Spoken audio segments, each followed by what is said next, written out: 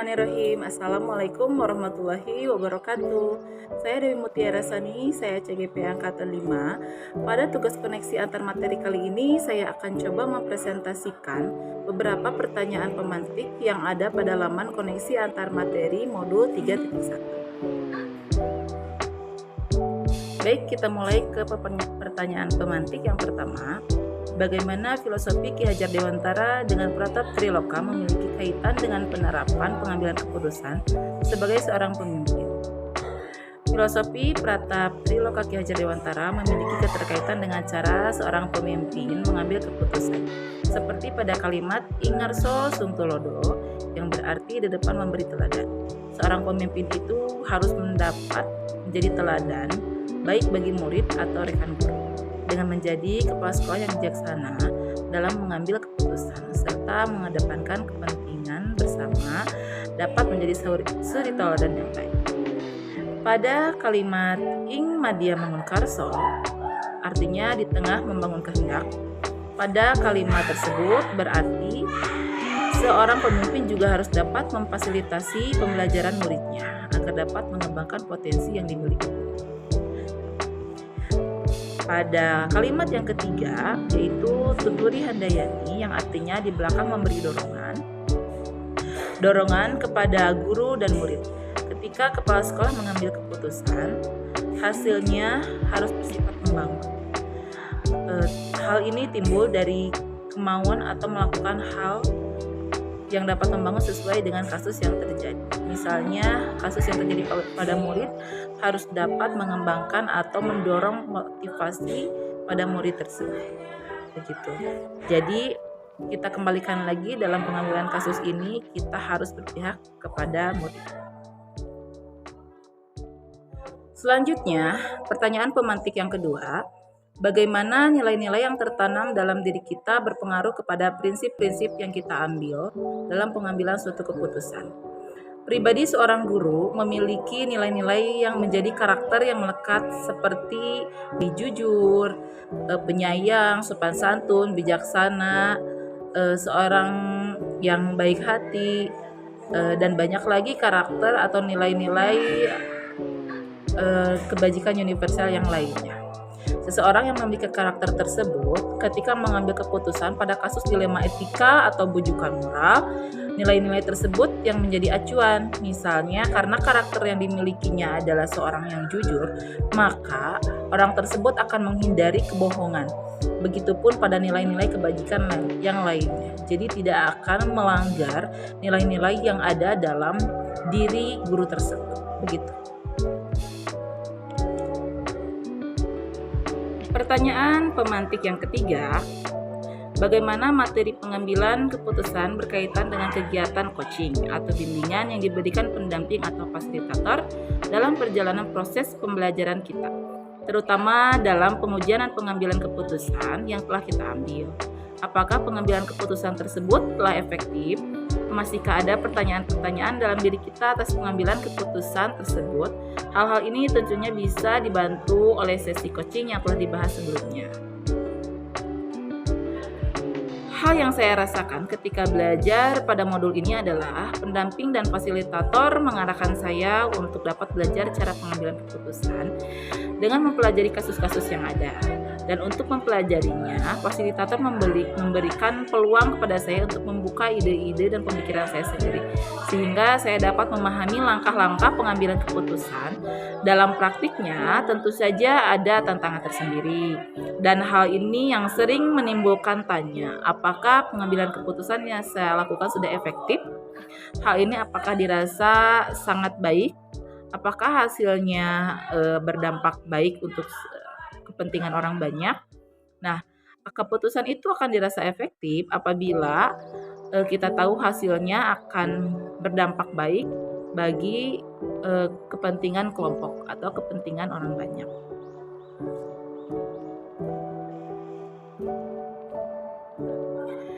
Pertanyaan pemantik yang keempat, bagaimana kemampuan guru dalam mengelola dan menyadari aspek sosial emosionalnya akan berpengaruh terhadap pengambilan suatu keputusan, khususnya masalah dilema etika.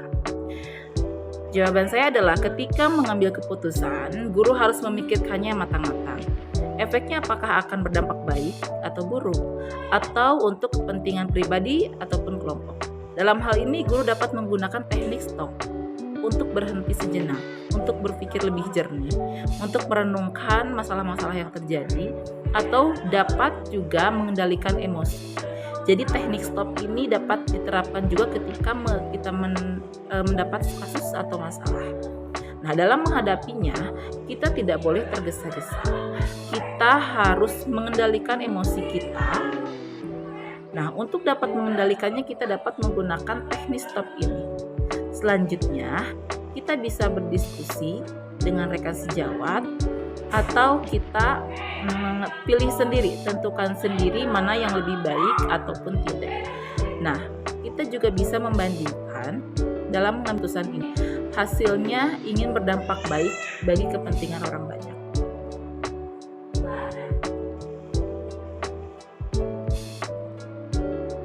Oke. Pertanyaan pemantik yang kelima, bagaimana pembahasan studi kasus yang fokus pada masalah moral atau etika kembali kepada nilai-nilai yang dianut oleh seorang pendidik? Studi kasus yang dihadapkan pada moral atau etika ketika sebagai guru hendaknya menilai kasus tersebut sesuai dengan nilai kebajikan yang terkandung di dalamnya. Seorang pendidik hendaknya memahami dan memiliki nilai-nilai kebajikan dalam dirinya, sehingga ketika dihadapkan pada suatu kasus yang hubungannya dengan etika dan moral, maka akan menciptakan kebahagiaan yang setinggi-tingginya, well-being, serta menciptakan budaya yang positif.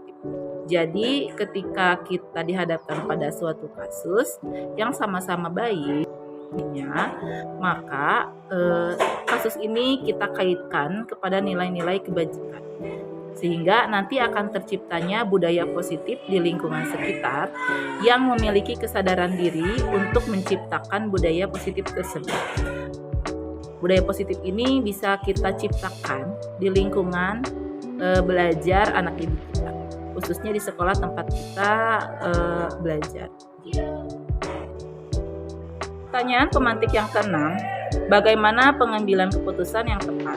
Tentunya berdampak pada terciptanya lingkungan yang positif, kondusif, aman, dan nyaman. Pengambilan keputusan yang tepat yaitu mengandung nilai-nilai kebajikan. Berkolaborasi dengan stakeholder di sekolah dengan bermusyawarah dalam mengambil keputusan, serta keputusan yang diambil harus berdampak baik bagi kepentingan orang banyak, terutama yang berpihak pada murid. Pertanyaan pemantik yang ketujuh, apakah tantangan-tantangan di lingkungan Anda untuk dapat menjalankan pengambilan keputusan terhadap kasus-kasus dilema etika ini? Adakah kaitannya dengan perubahan paradigma di lingkungan Anda? Tantangan di lingkungan dapat berpengaruh pada pengambilan keputusan adalah perbedaannya pendapat satu sama lainnya, serta keinginan-keinginan banyak yang sebetulnya bertentangan. Ada kaitannya dengan paradigma yang terjadi, seperti individu lawan kelompok, rasa keadilan lawan rasa kasih sayang, dan kebenaran dan kesetiaan. Hal ini sering terjadi ketika kita mengambil suatu keputusan dalam kasusnya dilema etika yang sama baik. Tapi tentunya ketika mengambil suatu keputusan tersebut, saya lebih mementingkan kepentingan kelompok gitu. Karena penting banyak ini sangat diperan itunya, apalagi hal ini tentu nilainya sangat baik.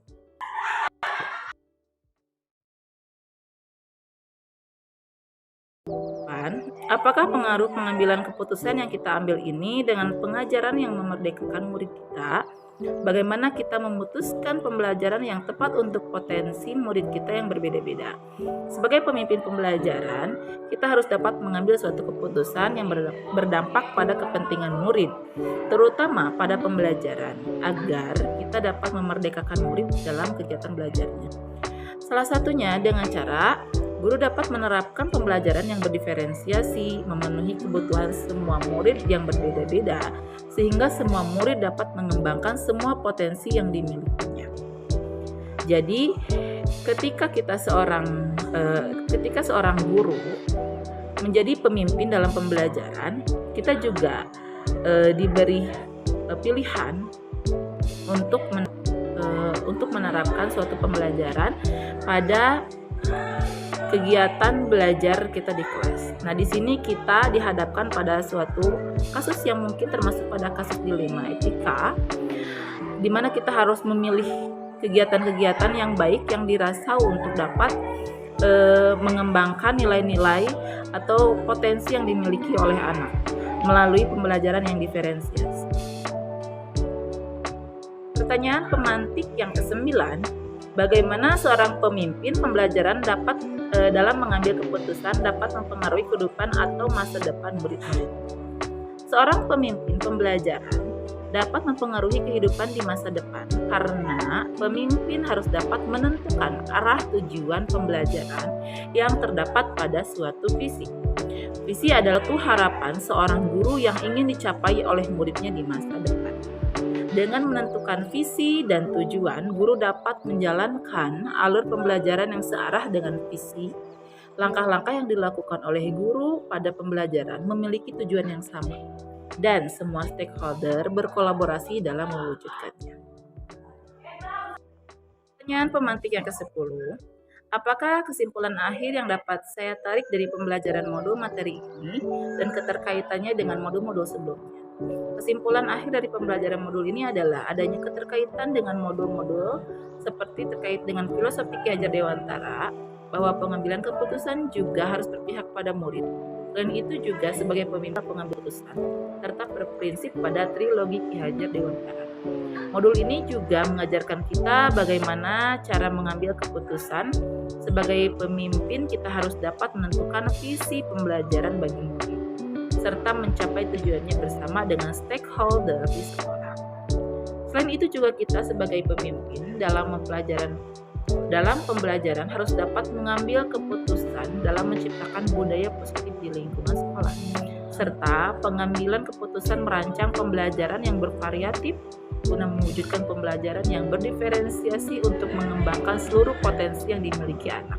Karena pada hakikatnya anak-anak memiliki kemampuan, memiliki potensi yang berbeda, sehingga seorang guru harus dapat mengembangkan semua potensi yang dimilikinya secara menyeluruh, tentunya dengan cara yang berbeda-beda. Sejauh mana penanaman Anda tentang konsep-konsep yang telah Anda pelajari di modul ini, yaitu tentang dilema etika dan rujukan moral, 4 paradigma pengambilan keputusan, 3 prinsip pengambilan keputusan, dan 9 langkah pengambilan dan pengujian keputusan. Adakah hal-hal yang menurut Anda di luar dugaan?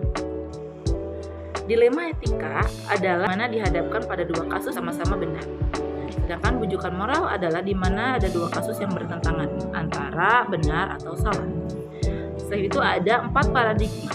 4 paradigma ini adalah suatu model atau pola yang dikategorikan pada kasus dilema etika seperti individu lawan kelompok, rasa keadilan lawan rasa kasih sayang, kebenaran lawan kesetiaan, jangka panjang dan lawan jangka pendek. Ada juga 3 prinsip pengambilan keputusan adalah sebagai pola berpikir dalam pengambilan keputusan, seperti berpikir berbasis akhir, berpikir berbasis peraturan, berpikir berbasis rasa peduli. Selanjutnya ada pemahaman pada 9 langkah pengambilan keputusan adalah tahapan dalam mengambil keputusan, seperti efektifnya dalam melalui tahapan-tahapan seperti mengenali nilai-nilai, menentukan siapa yang terlibat, mengumpulkan fakta-fakta, pengujian benar atau salah, pengujian paradigma benar lawan benar, melakukan prinsip resolusi dari 3 prinsip, investigasi opsi dilema, membuat keputusan akhir, dan yang terakhir adalah refleksi keputusan. 12. Sebelum mempelajari modul ini, pernahkah Anda menerapkan pengambilan keputusan sebagai pemimpin dalam situasi moral dilema? Bila pernah, apa bedanya dengan apa yang Anda pelajari di modul ini? Ya, saya pernah melakukan atau mengambil keputusan yang berkaitan dengan dilema etika. Perbedaannya adalah sebelum mempelajari modul ini, pengambilan keputusannya hanya berlandaskan pemikiran berdasarkan kepentingan orang banyak, berdampak baik, dan tidak ada orang yang merasa dirugikan. Tapi apabila kita kaitkan dengan pemahaman saat ini, masih saling berkaitan. Tentunya dalam mengambil keputusan ini, dulu ketika belum mempelajari modul ini tidak dikaitkan dengan 4 prinsip dan 9 langkah keputusan. Hanya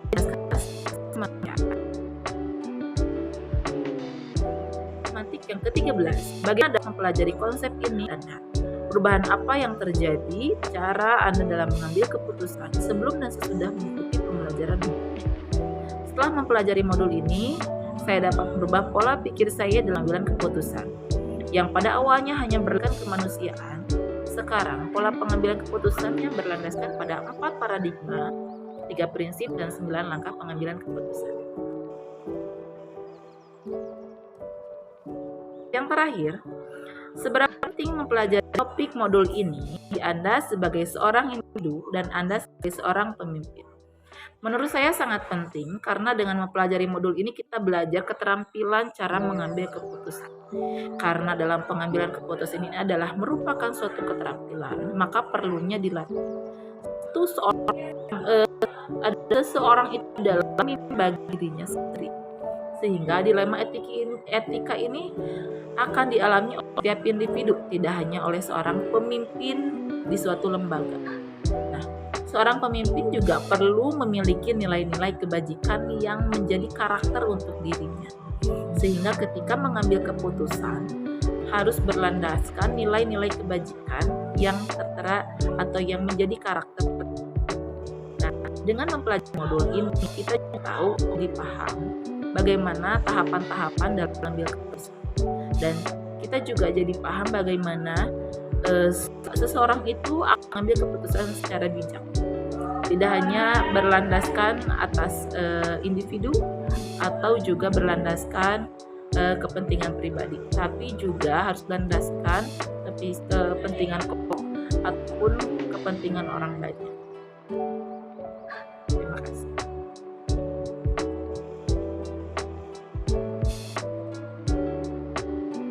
Sekian presentasi dari saya dalam tugas koneksi antar materi modul 3.1 ini. Mohon maaf apabila masih banyak kekurangan, masih banyak kata-kata yang mungkin kurang pas atau mengena dalam pemaparan. Mohon maaf sekali lagi. Terima kasih. Wassalamualaikum warahmatullahi wabarakatuh.